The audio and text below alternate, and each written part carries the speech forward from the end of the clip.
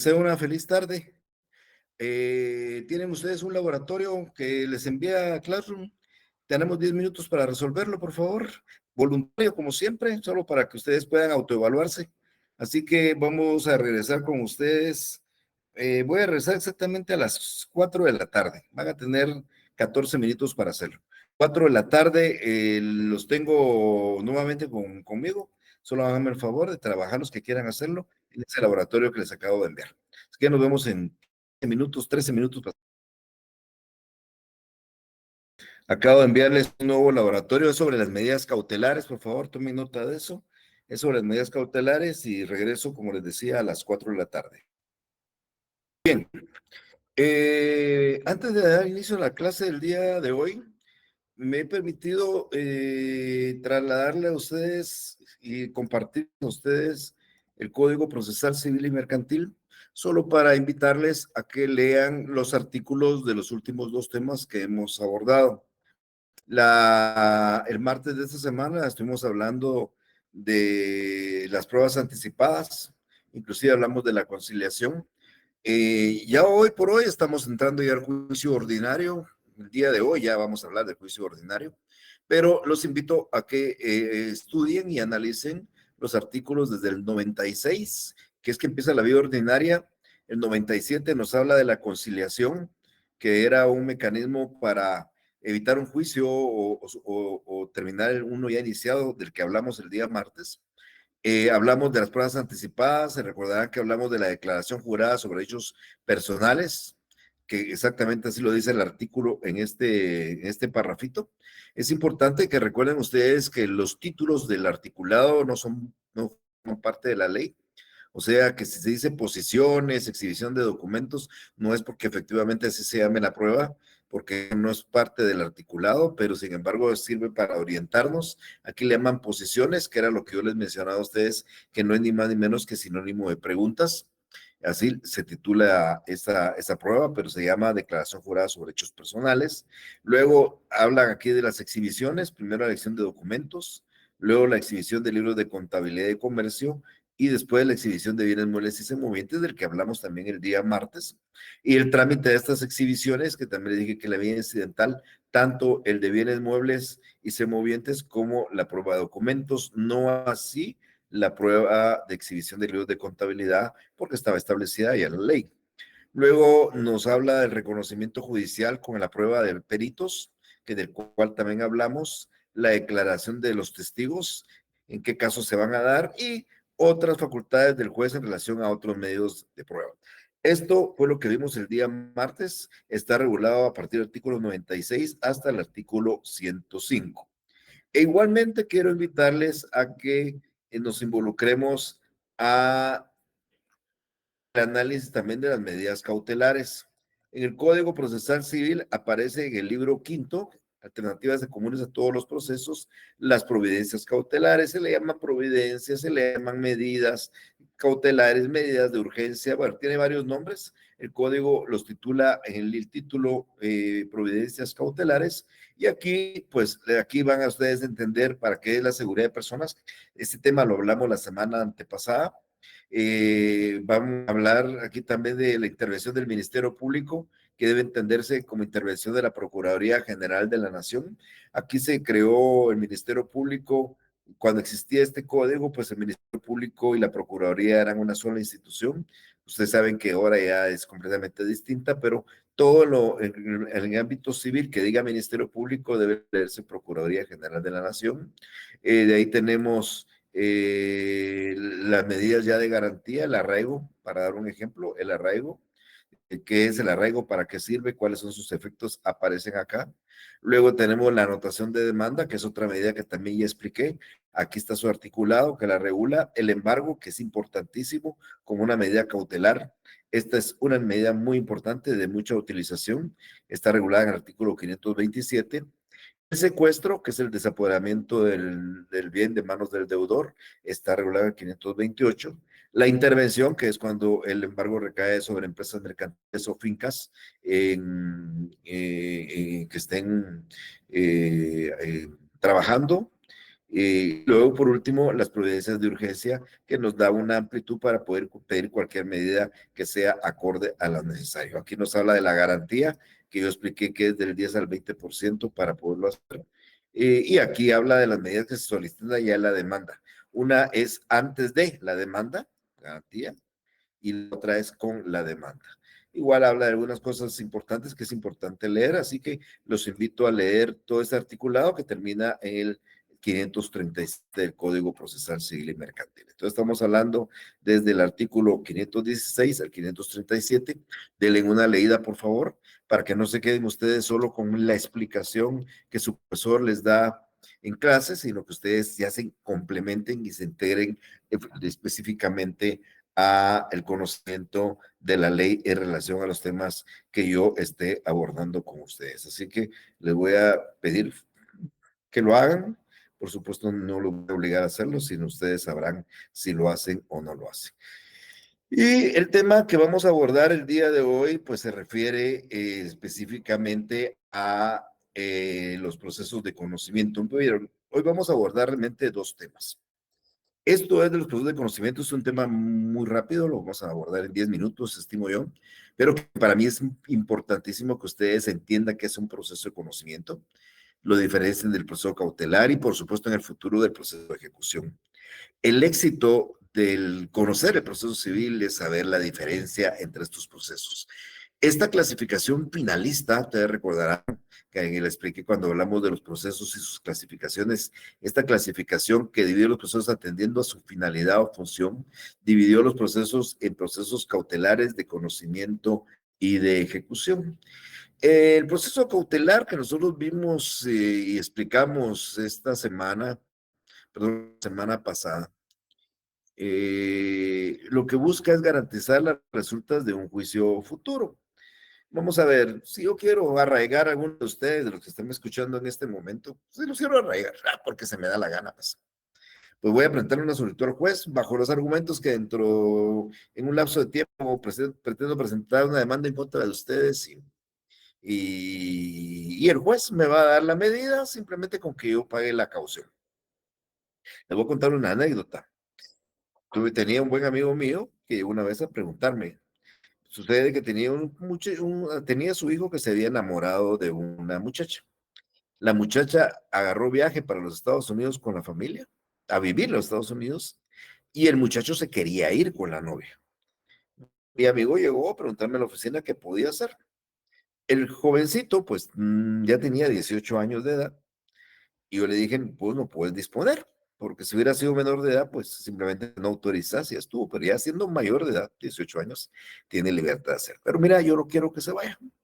Entonces, arraiguémoslo y planteamos una solicitud de arraigo como medida cautelar. Claro que la demanda pusimos que la persona nos debía 500 quetzales o 5,000, no me recuerdo cuánto pusimos. Y la cuestión es de que para que el juez nos fijara una garantía poca y que se le iba a plantear una demanda y que teníamos el temor que se iba a ir del país. Y el juez nos fijó una garantía, creo que era una garantía de 500 quetzales. O sea, habíamos dicho seguramente 5,000 y él entre el 10 y el 20 fijó 500. Pagamos los 500 quetzales, nos dieron la nota de arraigo, la llevamos en ese momento a la Dirección General de Arraigos. Ahora es un instituto, pero en ese tiempo era eso y entonces arraigamos al muchacho. Ese muchacho hubiera querido salir del país, ya no salía. El juez simplemente, nosotros le hicimos la petición, cumplimos con lo que la ley dice, los requisitos, pagamos la garantía y logramos la medida cautelar. Como a los 15 días regresó el amigo para decirme que estaba arrepentido, que si el muchacho quería ir, que se fuera y que qué hacíamos. Bueno, pues entonces desistimos de la medida cautelar y ordenamos que se levantara. El muchacho nunca se enteró que el papá ya lo había arraigado y había intentado esta circunstancia. Esto es lo que en cierta forma intentó o pensaban que se iba a hacer de esa manera. Entonces, utilizamos la medida del arraigo sin que el juez entre a discutir ningún tema en particular. O sea, que el juez no entra a analizar absolutamente nada, la medida cautelar la decreta, si yo planteo y explico que voy a demandar en su futuro y si cumplo con la medida cautelar. Los procesos de conocimiento no son exactamente para eso. Los procesos de conocimiento, al contrario, aquí vamos a encontrar una verdadera actividad jurisdiccional del juez.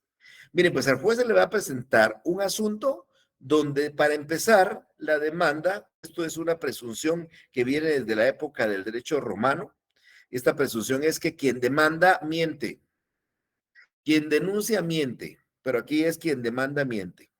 Entonces, si usted presenta una demanda, amiga y amigo, el juez no le va a creer. Va a creerle siempre y cuando usted le demuestre que lo que usted afirma en los hechos son reales. Y además de eso, también puede encuadrar los hechos con el derecho. Me voy a explicar de otra manera. Cuando el juez analiza un proceso, realmente hace un silogismo. Hay una premisa mayor. Vamos a analizar la premisa mayor de una norma que ustedes conozcan. Vamos a ver. Voy a dar el mismo ejemplo que di en la otra sección. Yo les decía en la otra sección que el Código Civil establece las causas de nulidad absoluta del matrimonio. Y son unas causas que la doctrina llama causas dirimentes. Cuando un matrimonio es nulo, dice el Código Civil, dice que es nulo cuando una persona casada se vuelve a casar sin haber disuelto su matrimonio. O sea, usted no se puede casar dos veces sin haber disuelto el anterior. Si no está disuelto el anterior, el matrimonio subsiguiente es nulo ipso iure, dice el Código Civil. O sea, nulo de pleno derecho. Igual dice en otro supuesto que tampoco uno se puede casar con parientes en línea recta y en la colateral con hermanos y medio hermanos. Así, yo no me puedo casar con mi madre, con mi abuela, con mi bisabuela, con mi hija, con mi nieta, con mi bisnieta, que son mis parientes en línea recta, ni me puedo casar con mi hermana, mi hermano o mi media hermana. No puedo. De hacerlo, el matrimonio es nulo. Soy libre. Y también la ley dice que yo no me puedo casar con parientes que hayan estado ligados por afinidad. Eso implica que yo no podría casarme y nadie puede casarse con su ex suegra, por decir algunos ejemplos. Entonces, esa es la norma sustantiva, esa es la premisa mayor. La nulidad del matrimonio se da cuando alguien se casa con pariente en línea recta. Bueno, don Jorge Gómez se casa con su hija, Claudia Gómez. Y por supuesto, hay personas muy interesadas en que ese matrimonio sea nulo de pleno derecho, o el mismo don Jorge, o la misma doña Claudia. Y entonces plantean su juicio ordinario y explican en la demanda A, demandando a B, los hechos por los cuales su matrimonio es nulo ipso iure. Esos hechos, ese caso concreto es la premisa menor. Entonces, la premisa mayor es la ley, la premisa menor son los hechos ya concretos. Y si usted, estimado futuro colega, logra demostrarle al juez esos hechos y los encuadra con la premisa mayor, el resultado, que es la conclusión, va a ser que el juez declare la nulidad del matrimonio. Así funciona más o menos el derecho. Entonces, cuando yo planteo un problema en el cual el juez no sabe quién tiene la razón y tiene que dársela a alguien, lo hago a través de un juicio de conocimiento. En el proceso cautelar, el juez no sabe ni le interesa, al final de cuentas. El juez le pide la medida cautelar, la decreta solo con que se cumpla con la fianza. Y en el juicio ejecutivo, que vamos a ver el otro semestre, pues el juez sí ya sabe quién tiene la razón, porque le acompañamos un documento que contiene una obligación, donde hay un deudor y un acreedor, donde el deudor es el que no ha cumplido, aparentemente. Entonces, aquí el juez en el juicio ejecutivo no declara un derecho, sino hace cumplir un derecho que ya está establecido. Entonces, el juicio de conocimiento es un verdadero proceso de declaración. Ahí hay un verdadero, este proceso es donde el juez realmente hace un verdadero juicio y llega a conocer y a declarar el derecho si es que lo convencen. Estos procesos de conocimiento, la doctrina la llaman procesos de cognición, para que sepan, si ustedes saben, cognición o conocimiento es exactamente lo mismo. Entonces, esto lo acomodo yo al ejemplo que di en algún momento en la clase, cuando yo ponía el ejemplo de dos hermanitos que se habían peleado y ustedes llegan a su casa y los hermanitos se quejan con usted. Usted no sabe quién tiene la razón. Hay alguien que demanda y demanda un castigo para el otro, pero usted no sabe quién, porque usted no lo vio. Salvo que hubiera habido un video, pues lógicamente eso lo va a convencer. Pero mientras tanto, usted tiene que tratar de convencerse a través de los distintos números de convicción. Por eso le pregunta a la empleada, por eso pide la declaración de ellos, los mira a los ojos, los hace ver que efectivamente digan la verdad. Al final usted toma una decisión. Eso pasa en la vida diaria. En el ámbito judicial pasa lo mismo. Entonces yo llego y le presento al juez un hecho en el cual yo afirmo que sucedió, pero tengo que convencer al juez que sucedió. Con la medida cautelar no tengo que convencer al juez de nada. Y con el juicio ejecutivo yo ya llevo el documento que acredita el derecho. Entonces, este proceso de conocimiento sirve para eso y es el verdadero juicio. El proceso que a nosotros nos interesa muchísimo porque aquí se desarrolla un verdadero juicio. Entonces, el juez, ¿por qué se llama de conocimiento? Porque hace una verdadera actividad jurisdiccional y el juez, al final de cuentas, si es convencido, declara el derecho o si simplemente no es convencido, simplemente no lo declara. Todo esto después de una serie de etapas y de actos que uno debe desarrollar, y principalmente lo que es la prueba, porque al juez se le va a convencer con la prueba. Entonces, es fundamental esa prueba, esa etapa de debate o etapa probatoria que nosotros tenemos que poner en la decisión del juez. Para eso sirven los juicios de conocimiento. Ahora, los juicios de conocimiento tienen un objeto dependiendo de la clase de acción. Cuando yo hablé de las acciones con ustedes, las acciones procesales, yo les decía que había acciones declarativas, acciones constitutivas y acciones de condena, recordarán eso. Pues cuando la acción es declarativa, el proceso de conocimiento es un proceso declarativo y la sentencia que se dicta es una sentencia declarativa. Pero cuando hablo del proceso de mera declaración es porque en el proceso simplemente lo que el juez está buscando es confirmar un derecho que ya existe. Por ejemplo, una sentencia declarativa va a ser establecer una propiedad o establecer la falsedad de un documento. Vamos a ver, si A tiene una propiedad y B dice también ser propietario, los dos dicen tener documentos y los dos dicen tener el derecho de propiedad. Cuando ese juicio llega ante un juez, el juez simplemente declara quién es el propietario. No está creando nada nuevo, no está haciendo una condena de nada, sino simplemente dice, no, el propietario es A, no es. Esa es un juicio de conocimiento típicamente declarativo. Sucede normalmente con esos tipos de juicios de propiedad para establecer la propiedad o inclusive podría suceder con un documento que alguien alegue que es falso y que el juez simplemente confirme que no es falso. Es una simple declaración. Ahora, cuando la acción es constitutiva, el juicio de conocimiento es constitutivo y la sentencia es constitutiva, deviene porque el juez a través de su sentencia declara una situación jurídica nueva. O sea, no es una mera declaración, sino crea una situación jurídica nueva. Por ejemplo, cuando plantean una demanda de paternidad, y alguien alega que el demandado es el padre de un menor y el juez dicta la sentencia y lo declara padre, automáticamente aquel persona que no era padre ahora lo convierte en padre y ese es un proceso eminentemente constitutivo porque está creando algo nuevo. No era padre y ahora lo es. O a la inversa, aquel que siendo padre impugna la paternidad y después de las pruebas el juez dice efectivamente él no es el padre. Entonces aquel antes era padre y a partir de la sentencia él ya no es padre del menor porque la sentencia ha declarado eso. Lo mismo pasa con una unión de hecho. Aquel que no estaba unido con la sentencia de unión de hecho automáticamente aparece unido. Lo mismo pasa con una sentencia de divorcio. Aquel que hoy estaba casado mañana está divorciado.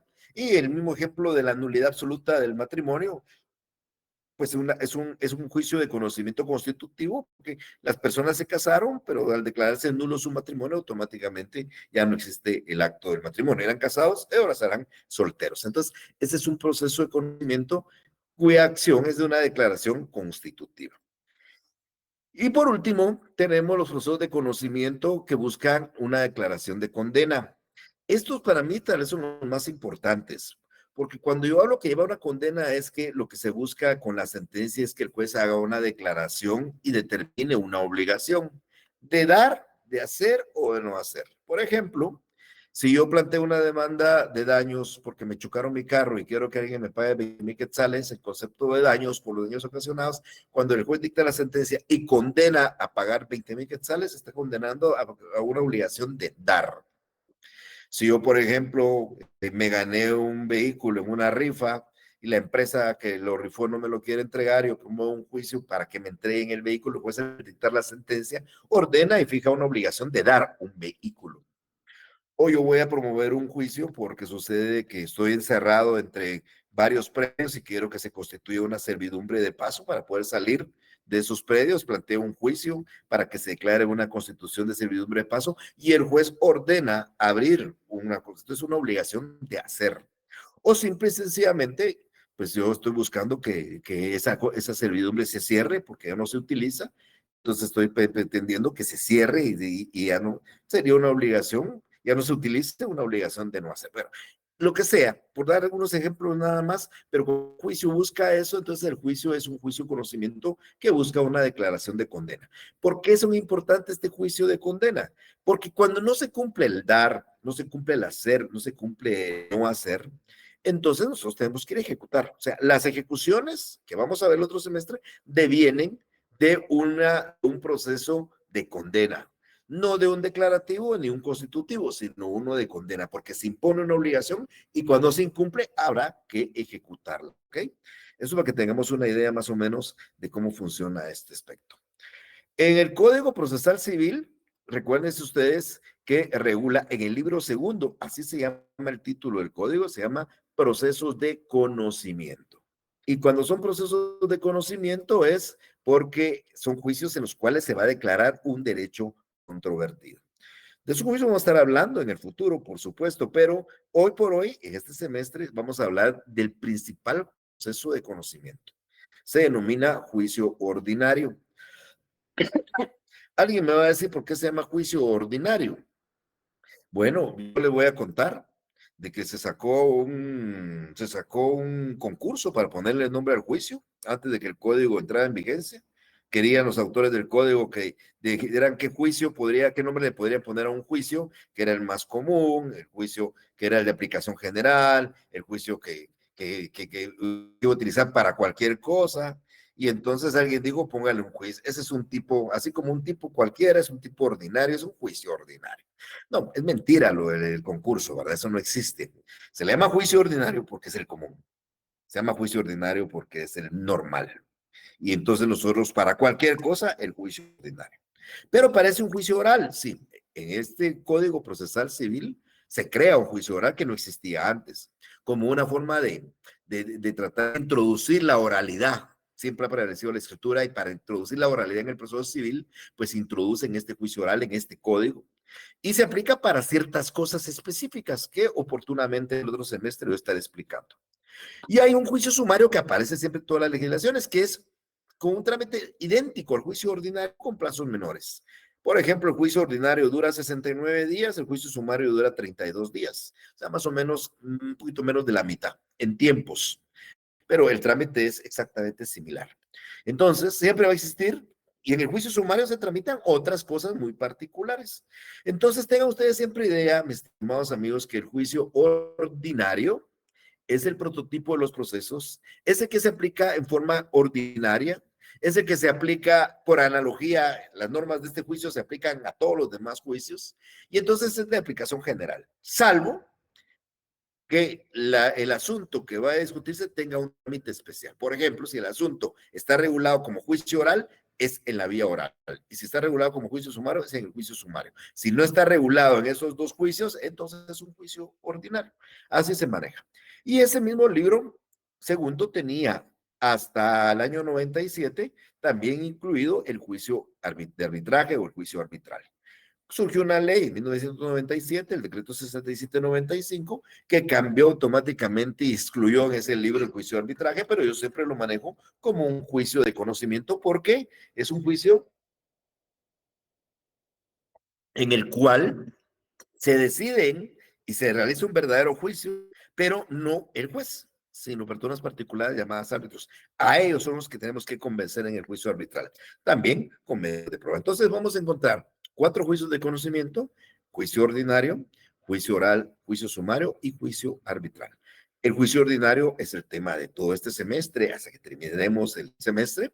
Y el próximo semestre, pues estaremos hablando del juicio oral, del sumario, del arbitral, pero ya no hablaré yo de cosas que hoy voy a hablar en juicio ordinario. Por ejemplo, entonces este semestre yo les voy a hablar del emplazamiento, de las actitudes del demandado, de cómo se hace una demanda, de cómo se ofrece y propone diligencia un testigo, una declaración de parte. ¿Ok? Eso lo van a aprender en este semestre. El otro, cuando yo hable del juicio oral, no les voy a explicar cómo se hace una demanda oral, porque se aplican los mismos requisitos de la demanda ordinaria. No les voy a explicar cómo se ofrece y propone y diligencia un testigo en un juicio oral, porque es de la misma forma en que se hace en el juicio ordinario. No les voy a explicar, como ejemplo, qué es el emplazamiento y qué actitudes toma el demandado en un juicio sumario, porque son las mismas del juicio ordinario. No les voy a explicar, por ejemplo, qué es una excepción previa en juicio oral, ni juicio sumario, porque yo ya se las expliqué en juicio ordinario y son aplicables a esos procesos. Así funciona nuestro código en el ámbito de los juicios de conocimiento. Entonces, esto es el tema muy rápido que iba a abordar el día de hoy, pero vamos a continuar con otro tema también para mí muy importante. Para mientras cargo la nueva presentación, no sé si alguno de ustedes tiene alguna duda, tienen alguna inquietud.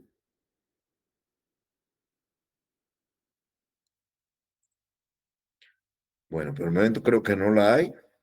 Vamos a meternos entonces a otra presentación para iniciar con ya con el juicio ordinario, que es el que nos interesa a nosotros, bueno, a todos. Ya hoy iniciamos realmente ya a hablar de nuestro juicio ordinario. Vamos a ponernos aquí.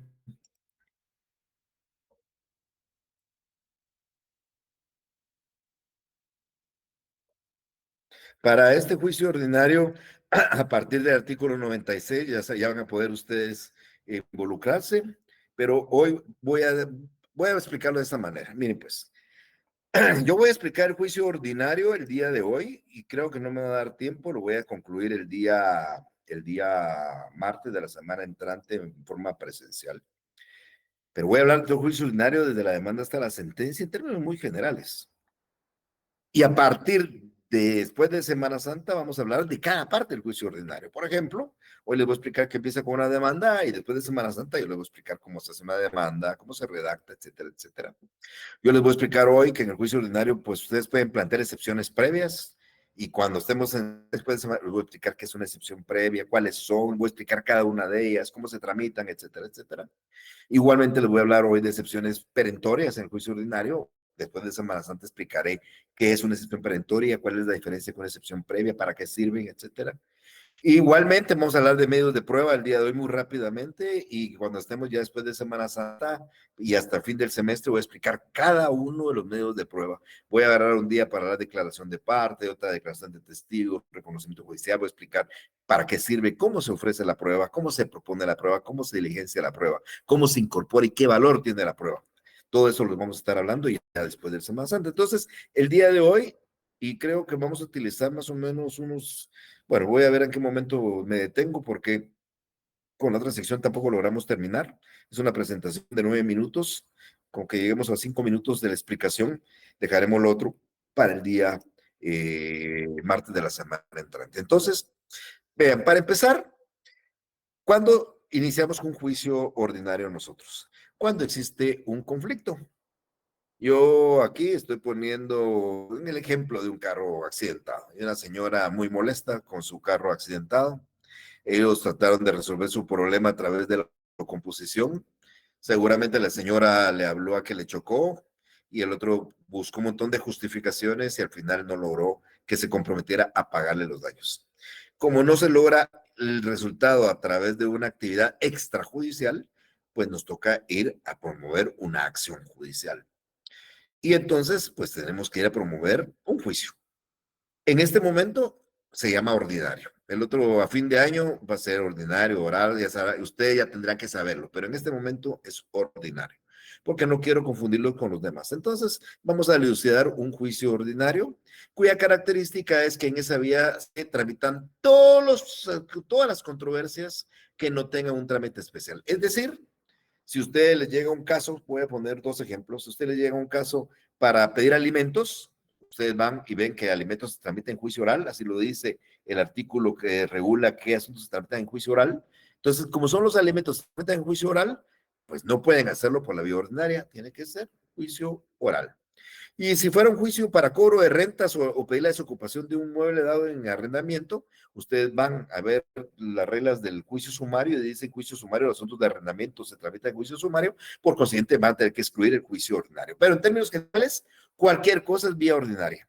Por eso en alguna oportunidad, les decía a mis alumnos pregrado en otros años, que cuando estén haciendo un examen y el profesor les ponga un caso, y ustedes no sepan qué hay, pues aunque se digan ordinario. De repente el chiriponazo le pega, pero no se queden callados. El examinador les va a decir, mire, tengo este caso y usted qué haría. Ustedes váyanse por la vía ordinaria. Si ustedes no saben, pues no recuerdan qué asunto era oral, sumario, y váyanse por ordinario. Preferible decirlo que a que de repente le pegan por pura suerte, o simple y sencillamente es mejor eso que quedarse completamente callado. Pero bien, entonces vamos a estar hablando de este juicio porque la persona presentó su demanda simple y sencillamente porque quiere que al dictar la sentencia condenen a la persona a pagar los daños ocasionados a su vehículo. El trámite de este proceso yo se lo podría dar a ustedes en 15 segundos, pero no, hoy voy a utilizar una hora para hablar de este trámite y por supuesto poco a poco, despacio y con algunos fundamentos, pero que digo en términos muy generales. Todo proceso, mis estimadas amigas y amigos, inicia con una demanda, todo proceso judicial. Regreso a recordarles qué es la acción. La acción es un derecho subjetivo que todos tenemos de ir a reclamar justicia ante los órganos jurisdiccionales. O sea, usted que me está escuchando, quiere ir a demandar, pues va a los tribunales a ejercer su derecho de acción. ¿Cómo se materializa el derecho de acción? Con su demanda. Cuando usted redacta la demanda, la firma y la presenta, usted está materializando su derecho de acción en ese documento que está presentando en los tribunales. Entonces, todo proceso civil se inicia con una demanda, nada que denuncia, conocimiento de oficio, querella, no, es una demanda que oportunamente yo explicaré cuáles son sus requisitos y qué debe de hacerse con la misma. El juez, cuando recibe la demanda, analiza la demanda. Ustedes van a aprender que, ya se los decía en algún momento, basado en el principio de legalidad, nosotros tenemos que hacer lo que la ley dice que tenemos que hacer. Entonces, yo les voy a explicar a ustedes cómo se redacta una demanda, porque la ley dice cómo se redacta. Lo que pasa es que los abogados, si no entendemos lo que dice la ley o confundimos los términos, no podríamos, pero la ley es muy clara. Hay que redactarla indicando el tribunal al que se dirige, el nombre con todas las generales del solicitante. Hay que señalar el lugar para recibir notificaciones. Ahora es un casillero electrónico. Hay que indicar el nombre del demandado. Hay que indicar la residencia del demandado. Hay que hacer una relación de hecho muy clara, muy precisa. Hay que ofrecer prueba. Hay que fundamentarse en ley. Hay que hacer peticiones. Hay que acompañar cierto número, tantas copias como partes contrarias, tiene que ir firmado por un abogado, tiene que ir sellado. Bueno, estos requisitos los van a aprender ustedes, pero el juez la revisa. El juez no mira el fondo, el juez no está analizando si quien presentó la demanda tiene razón en cuanto a lo que dice, porque eso no lo sabe el juez. El juez solo va a ver la demanda que cumpla todos los requisitos, que sea clara, porque si el juez no entiende la demanda, los hechos no son claros, las peticiones no son claras, seguramente lo que va a hacer es rechazarla. Pero bien, entonces el juez tiene que dictar una resolución que conforme a la ley del judicial se llama decreto. Recuérdense que las resoluciones de decisión son decretos, autos y sentencias. Y aquí lo que hace el juez es dictar un decreto. Como es un decreto, la ley del judicial dice que debe ser dictado en 24 horas. Si ustedes presentan su demanda hoy, el decreto tiene que estar firmado, tiene que estar fechado el día de mañana. Y si la presenta mañana viernes, el día lunes, o sea, días hábiles, ¿verdad? En la práctica, por supuesto, no crean ustedes que una demanda presentada hoy al juez la de mañana firmada y resuelta. Habrá algún caso excepcional de algún juez que así lo hace, pero normalmente no es así. El juez está recibiendo en su despacho y en su escritorio el proyecto de resolución un mes después. Y esa resolución se tiene fecha de mañana, pero él la estará firmando dentro de un mes y usted la estará notificando dentro de un mes y medio más o menos. Lamentablemente, así está funcionando nuestro sistema de justicia en este momento. Pero entonces el juez le da trámite a la demanda, vamos a suponer que le dio, no que la rechazó, es que la demanda está bien y le dio trámite. Esa demanda, el juez de entrada no puede considerarla como válida. Recuérdense que el juez presume que es mentira, que quien demanda miente. Y entonces, para entablar la relación jurídica procesal, el juez tiene que hacerle saber al demandado la existencia de la demanda. y eso se llama emplazamiento. ¿Se recuerdan? Una forma, es un acto procesal del juez, pero es un acto de comunicación, el emplazamiento. El juez le dice, señor, aquí hay una demanda presentada en contra suya, ahí le mandamos la copia para que la vea, y tiene 9 días para que usted diga algo en relación a la demanda. Eso se llama emplazamiento. Entonces, el juez emplaza por 9 días, tiene 9 días el demandado para que tome una actitud frente a esa demanda. Esos 9 días, considérenlos, así es, son días hábiles. De tal manera que voy a poner el ejemplo de una demanda notificada este martes, o sea, anteayer, y entonces el juez le va a dar 9 días hábiles. Y esos 9 días hábiles serían a partir del día siguiente, el miércoles, jueves y viernes de la semana, que son 3 días, los 5 días de la semana siguiente hacen 8 días, y el lunes de la semana subsiguiente sería el día 9. Hasta ese día, cualquiera, ayer, hoy, mañana, cualquier día de otra semana, o hasta el día lunes, usted tiene la facultad de presentar su actitud frente a la demanda.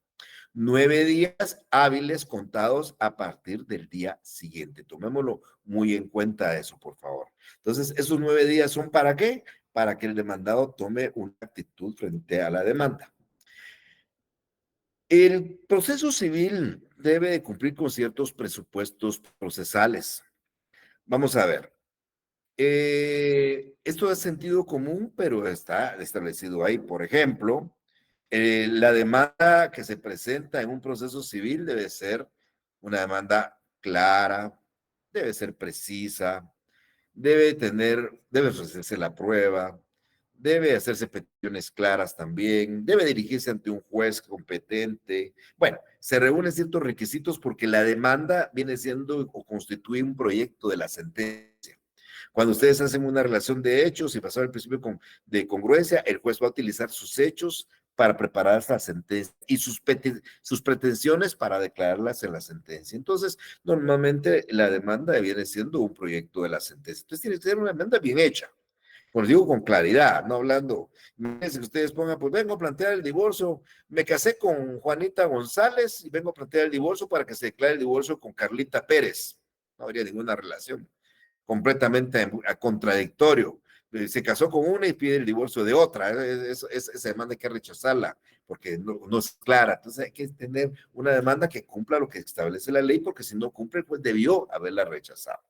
O, por ejemplo, yo no puedo ir a presentar una demanda ante el alcalde para que me dicte una sentencia, el cual me va a decir, mire, yo le puedo hacer una rebaja de multas o de mora, del YUSI o cualquier otra cosa, pero yo no puedo resolver este asunto porque no soy juez, no tengo jurisdicción. Entonces, como así no puedo llevarla ante un alcalde que no lo tiene, tampoco podría llevar la demanda al juez que a mí se me ocurra. La ley dice, hay reglas de competencia y yo tengo que ir con ese juez de ese departamento y de esa jerarquía y de esa materia a plantear mi demanda. Ah, no, el juez de primera instancia del ramo civil del Departamento de Guatemala es competente, pero como yo tengo un amigo en Zacatepeques, me voy a presentar mi demanda ante el juez de primera instancia civil de Zacatepeques. Es más rápido, más rápido. No puedo escoger eso. Tengo que ir con el juez porque el otro es incompetente, al igual que es el alcalde, casi la misma similitud. Entonces, yo tengo que cumplir con eso. Yo, por ejemplo, no puedo plantear una demanda si ya prescribió el derecho que yo estoy reclamando.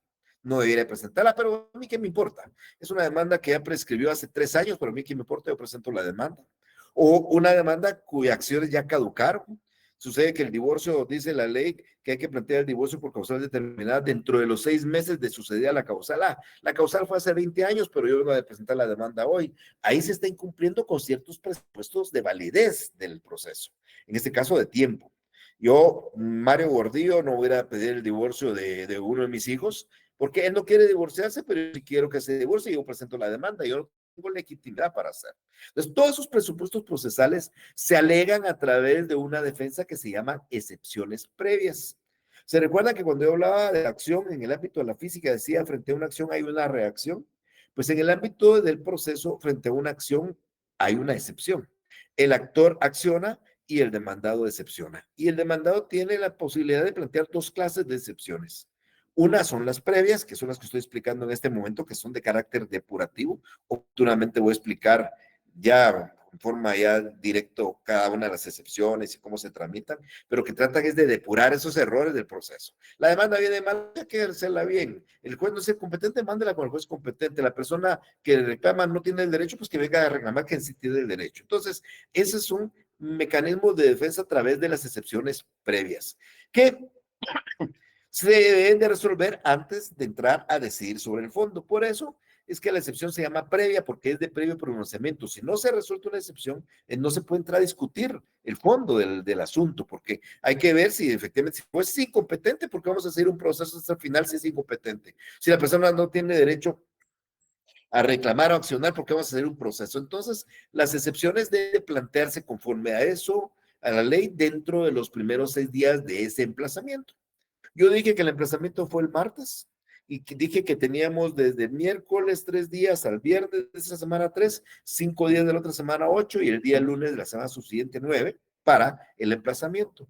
Pero la ley nos dice que en los primeros 6 días de ese emplazamiento, es decir, entre este miércoles, jueves y viernes, lunes, martes y miércoles de la otra semana, a más tardar, tengo la posibilidad yo de plantear una excepción previa, 2 excepciones previas que oportunamente yo explicaré.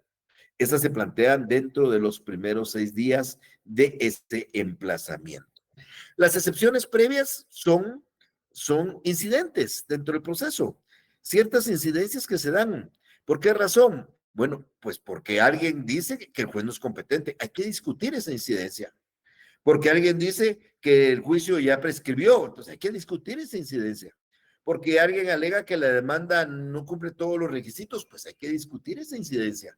O porque alguien dice que ese juicio ya se juzgó en otro tribunal, pues hay que discutir esa incidencia. Entonces, estas excepciones se tramitan en la vía incidental.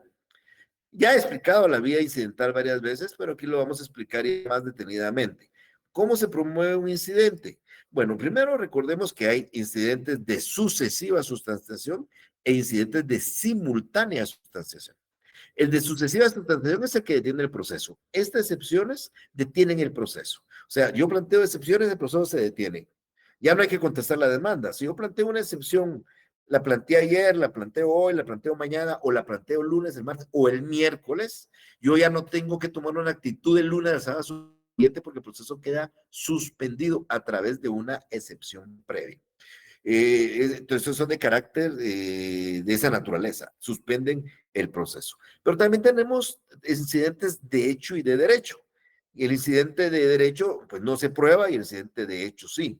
Hechos, por ejemplo, si estoy alegando que este proceso ya se juzgó en otro tribunal, tengo que probar esos hechos. Es un incidente de hecho. Pero si estoy alegando que la demanda no reúne ciertos requisitos porque no se le puso la edad, pues eso no es un incidente de hecho, sino de derecho, que no tenemos nada que probar, que está en la demanda. Entonces, cuando el incidente es de hecho, entonces, al promover el incidente por parte del demandado que planteó la excepción de demanda defectuosa o excepción de incompetencia, hay que darle audiencia al actor por 2 días. Es una especie de emplazamiento de 2 días para que el actor se manifieste en relación a la excepción. Y luego, como es de hecho y hay que probar, en el caso de la cosa juzgada, pues tenemos que pedir un informe al otro tribunal o traer una copia de la otra demanda para ver que son la misma cosa, etcétera, etcétera. Entonces se abre el incidente a prueba por 8 días. Tenemos 8 días de prueba y en esos 8 días hay que tratar de demostrar, por ejemplo, en el caso de la cosa juzgada, es cosa juzgada. Y luego de terminar ese periodo de prueba, el juez tiene 3 días para dictar un auto, otra clase de resolución, una resolución de decisión o un acto de decisión, pero el que resuelve las incidencias, como expliqué cuando hablamos de estos 3 mecanismos de prueba, de resolución. Ahora, cuando el incidente es de derecho, esto no hay nada que probar. Los hechos se prueban, el derecho no se prueba. Eso lo vamos a ver más adelante cuando hablemos de la prueba. Pero el derecho no hay que probarlo, los hechos sí hay que probarlos. Entonces, cuando el incidente es de derecho, se promueve el incidente, se da audiencia a la otra parte por 2 días y el juez dicta un auto 3 días después, porque este incidente no hay que probarlo porque son de derecho. Y ahí termina el incidente. Esos son los incidentes tanto de hecho como de derecho. La única diferencia entre uno y otro es ese periodo de 8 días de prueba. Ahora, ¿qué sucede si no se interponen excepciones previas o se declaran sin lugar? Porque si declaran con lugar, el proceso, pues hay que ir a corregir el error que se incurrió. Pero pensemos que aquí no se plantearon excepciones o si se plantearon, se declararon sin lugar. Pensemos en eso. Entonces, ¿qué sucede en este caso? Cuando las excepciones se declaran sin lugar o no se presentan, entonces el demandado tiene que tomar una actitud. Yo no les voy a complicar mucho la existencia, porque a veces un profesor puede hablar de un montón de actitudes del demandado, pero realmente el demandado toma dos actitudes. Yo hago esto con una semejanza a la relación que hay en los noviazgos. Yo lo ponía de ejemplo, yo sé que estas épocas son distintas. Los que me están escuchando, la mayoría son muy jóvenes, diría que casi todos, y seguramente utilizarán el mecanismo que mis hijos algún día me contaron, que decía, y la muchacha es tu novia, no, nos estamos conociendo. Pero es tu novia, no es tu novia, no, nos estamos conociendo. O sea, que parece que se conocen y hay besitos, pero no son novios, solo se están conociendo y ya después, bueno, en la época nuestra no era de esa manera. En la época nuestra, para acercarnos nosotros a la dama, teníamos un acto protocolario. Imagínense, un acto de mucha tensión, donde nosotros nos acercábamos y queríamos hablarle algo y decirle algo y entonces le manifestábamos nuestro interés de ser novios, esperando una u otra respuesta, esperando que nos dijera sí o esperando que no quisiéramos, pues que nos dijera no. Pues eso es lo que pasa en el proceso civil. El demandado acepta, está de acuerdo o simplemente no está de acuerdo, niega. Entonces, así como pasa con esta dama que dice, mira, yo te acepto como mi novio o no te acepto, esa misma actitud toma un demandado frente a una demanda. ¿Acepta o no acepta? Por eso es una actitud afirmativa, que es cuando acepta, o una actitud negativa, que es cuando niega. Es importante contarles a ustedes que estas actitudes afirmativas y negativas pueden ser tanto tácitas como expresas. Regreso al ejemplo de la declaración de amor. Pues uno, cuando se le declaraba en ese tiempo a la dama, como les decía, esperaba una respuesta expresa. Y la respuesta expresa esperábamos era que nos dijera sí. O podría haber una respuesta tácita. ¿Cuál podría ser la respuesta tácita? Que se diera la vuelta y no nos dijera nada y con su expresión nos dijera todo. Entonces, no nos dijo que sí, no nos dijo que no, pero simple y sencillamente, bueno, pero en el caso de la afirmativa, tácita, pues seguramente no nos dijo que sí, pero no un beso. Entonces ya no teníamos ni siquiera que preguntar que nos si está diciendo sí o no. Nos ha hecho y nos ha dado un beso y eso es una aceptación tácita del noviazgo. Y hubiera sido expresa si nos hubiera dicho sí. En el proceso pasa exactamente lo mismo, pero quiero aclarar algo. En el juicio ordinario, la actitud afirmativa del demandado solo puede ser expresa, no puede ser tácita. Porque aquí la pregunta del millón seguramente está pasando en la mente de ustedes es, bueno, pero ¿qué pasa si el demandado no comparece el día lunes de la semana subsiguiente? En ningún día, no presenta nada. Entonces, al día siguiente, uno puede pedir que se le declare rebelde. Y declarar rebelde al demandado significa que contesta tácitamente la demanda, pero no en sentido afirmativo, sino en sentido negativo. ¿Ok? O sea, yo por qué puse aquí en una actitud afirmativa tácita, porque en un juicio en particular, el oral, que vamos a ver el otro semestre, y no en toda la materia de juicio oral, sino en unas cuantas ramas de la materia de juicio oral, la incomparecencia del demandado se tiene como aceptación, pero eso solo pasa en el juicio oral. En el juicio ordinario, en el juicio sumario, la aceptación tiene que ser expresa. O sea, si se quiere aceptar la demanda, aceptar las pretensiones de la demanda, tiene que allanarse y así se llama la figura esta de aceptación, allanamiento. Entonces el demandado comparece y se allana, significa que acepta las pretensiones de la parte actora. Esa es una actitud afirmativa expresa. No hay tácita en el juicio ordinario, insisto, solo vamos a encontrarla en el juicio oral. Ahora, la actitud negativa del demandado también puede ser expresa o tácita, y aquí sí, en el juicio ordinario sí puede ser expresa o tácita. ¿Y a qué me refiero? Expresa cuando el demandado en estos 9 días presenta un memorial y dice, señor juez, comparezco a contestar la demanda en sentido negativo. O sea, no estoy de acuerdo. Vengo a contestar la demanda en sentido negativo. Eso significa que él no está de acuerdo y entonces ahora que el actor demuestre los hechos. Pero si el demandado no llega y lo declaran rebelde, eso significa que contesta la demanda en sentido negativo en forma tácita. Por eso se llama la incomparecencia del demandado rebeldía y eso significa negar tácitamente. ¿Por qué razón? Porque les recuerdo, que el actor en su demanda miente. Y entonces para convencer al juez tiene que demostrar que no miente. Y entonces cuando el demandado no llega, niega y entonces sucede que el actor afirma y el demandado tácita o expresamente niega, hay que recibir la prueba para que el actor le demuestre al juez que lo que está diciendo es cierto. Entonces, esto que le quede siempre claro, si el demandado no llega a contestar la demanda y no comparece al declarado rebelde, se tiene la demanda contestada en sentido negativo, ¿ok? En sentido afirmativo lo vamos a ver cuando hablemos del juicio oral el próximo semestre, pero en este momento en sentido negativo. ¿Qué pasa si hay allanamiento? El actor quiere que le pague 10,000 quetzales en concepto de daños y el demandado se allana. Quiere decir que está de acuerdo. Entonces no hay controversia. Porque la famosa controversia hubiera sido que él dijera que no, le va a pagar o que no es el responsable. Entonces, como él está de acuerdo en cumplir con las pretensiones de la parte actora, se allana y el juez lo que procede es a dictar sentencia. Y el juez dicta la sentencia.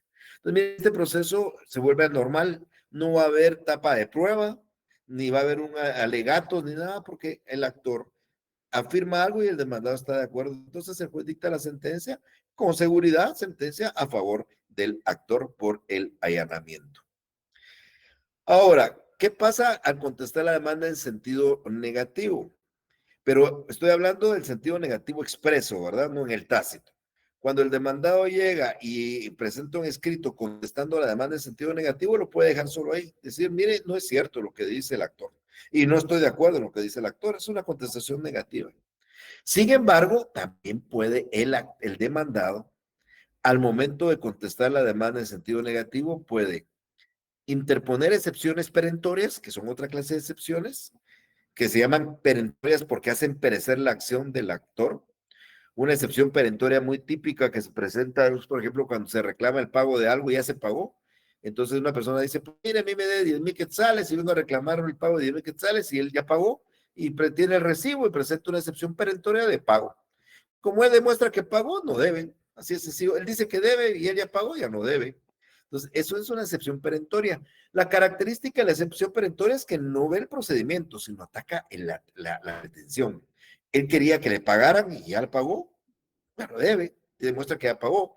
Pero es una excepción muy normal, pero yo voy a explicar, porque las excepciones perentorias primero no tienen nombre. Uno les pone el nombre que cree que va, aplica o tiene relación a lo que yo voy a exponer. No tienen nombre, no atacan formas, no atacan el fondo, no están enumeradas en la ley, pues son indefinidas o infinitas. Pues cada tendrá una excepción y cómo poner el nombre de la excepción. Eso lo voy a explicar cuando hablemos de las excepciones. Entonces, si usted contesta la demanda en sentido negativo, puede, si quiere, plantear excepciones perentorias. Y puede, y si quiere, también contrademandar. Esto se llama reconvenir al actor. Entonces, el demandado puede reconvenir al actor, que se llama contrademanda. Miren, pues, vamos a poner el ejemplo de un accidente de tránsito donde los dos creen que tienen la razón. A le chocó el carro a B, dice B, y B le chocó el carro a, dice A. A le quiere cobrar a B y B le quiere cobrar a A. Lo lógico y normal podría ser que A presente una demanda en un juzgado hoy y mañana o dentro de una semana B presente una demanda contra A en otro juzgado. Entonces tenemos que por el mismo asunto, por el mismo hecho de tránsito, tenemos dos demandas. Esas demandas no pueden resolverse independientemente porque iríamos en contra de la seguridad jurídica del sistema de justicia. Imagínense que un juez declara con lugar la demanda de A y otro juez declara con lugar la demanda de B. Entonces sucede que los dos ganaron la demanda, no puede ser. Entonces aquí se utiliza una figura que se llama acumulación de acciones. El proceso más nuevo, se junta al proceso más viejo para que al final el juez dicte una sentencia para ambos jueces. Se llama acumulación de acciones, pero no es lo que estoy hablando en este momento.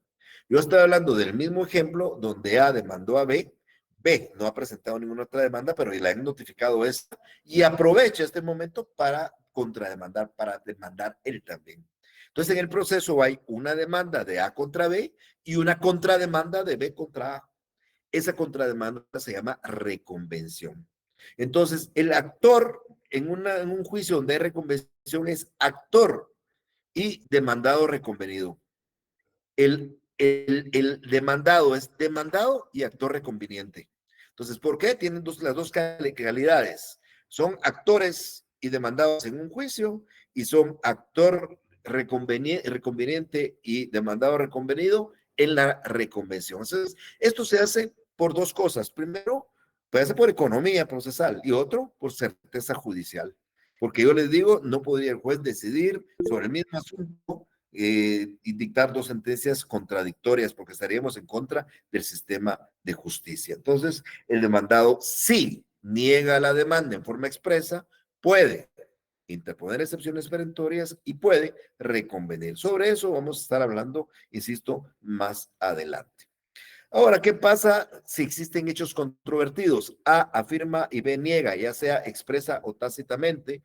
Entonces hay que recibir prueba. Entramos a la etapa de debate o de desarrollo y hay que recibir prueba durante 30 días. Ese periodo de prueba de 30 días son días hábiles y en su oportunidad yo voy a explicar cómo la prueba ingresa válidamente al proceso. O sea, para que una prueba, el juez la valore en la sentencia y le dé valor a la prueba, esa prueba la tuvieron que anunciar el actor en su demanda y el demandado en su contestación de demanda. Cuando hablemos de la demanda y que tiene los mismos requisitos de la contestación, le voy a explicar yo que hay que hacer un apartado de ofrecimiento de prueba. Ustedes ofrecen la prueba que ustedes van a proponer en esos 30 días, pero lo hacen en su demanda. Primero ofrecen la prueba, la anuncian. Y entonces, en el periodo de 30 días que son hábiles y que son comunes, ¿qué quiere decir que son comunes? Quiere decir que si esa resolución donde se abra 30 días, aprueba 30 días, a una parte se la notificaron el lunes de esta semana y a la otra se la notificaron hoy, la prueba comienza a contarse comienza a contar los 30 días para los dos a partir de mañana, a partir de la última notificación. Entonces, va a comenzar a correr 30 días a partir de mañana viernes. Todos los días son solo días hábiles. Por supuesto, se excluyen días festivos y se excluyen sábados y domingos para ese periodo de prueba de 30 días. ¿Qué prueba vamos a aportar en esos 30 días? Aquella prueba que anunciamos en nuestra demanda o en nuestra contestación. Y además, en ese lapso de tiempo, aparte que nosotros propongamos la prueba, el juez va a diligenciar la prueba. Es una actividad que desarrolla el juez para incorporar legalmente la prueba. Todo eso yo lo voy a explicar cuando estemos hablando sobre eso. Pero bien, yo creo que voy a dejar el tema por acá. No voy a avanzar más porque por aquí también me quedé con la otra sección para tratar de ir concluyendo esto el día martes, que va a ser presencial, y podamos hablar del juicio ordinario y lo concluyamos, como insisto, como un conocimiento muy general en este momento. Ya después vamos a hablar individualmente de todo lo que aquí en este momento estoy explicando. ¿Alguna pregunta que tengan, que quieran hacer? ¿Tengan alguna duda? Hola, licenciado, buenas tardes. Sí, Tengo díganme. una consulta respecto al convenir del actor que se presenta esta contrademanda. Esta se anexa dentro del mismo proceso, no se abre uno adicional. Exactamente, dentro del mismo proceso, dentro del mismo expediente. La reconvención del mismo expediente.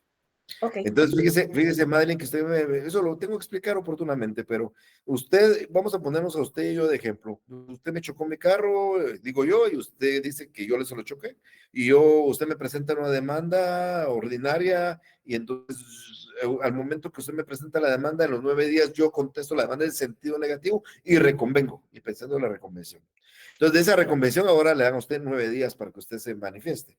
Cuando se manifiesta en los 9 días, que tiene derecho también a plantear excepciones y todo lo que quiera, entonces ya cuando las dos demandas están contestadas, el juez abre a prueba por 30 días para probar, en el caso suyo, probar usted su demanda y en el caso mío, yo probar la reconvención. Y al final quien demuestre va a ganar. Puede ser que el juez declare sin lugar la demanda, con lugar la reconvención. Puede ser que declare con lugar la demanda, sin lugar la reconvención. Puede ser que declare sin lugar la demanda, sin lugar la reconvención. Lo que no va a poder hacer es declarar con lugar la demanda y declarar con lugar la reconvención, porque entonces habría una contradicción en las sentencias. ¿Ok? ¿De acuerdo? Gracias. A usted, Madeline. ¿Alguien más? Alguien me preguntaba que terminara de una vez, pero no, porque les digo el día jueves, todavía me falta la mitad de la exposición, entonces lo vamos a dejar para el día martes de la semana entrante. Nos vamos a ver presencial la próxima semana, así que tengan una feliz tarde. Nos vemos entonces el martes, se me cuidan. Gracias, licenciado. Feliz tarde. Feliz tarde, Feliz tarde, licenciado. Feliz tarde, licenciado.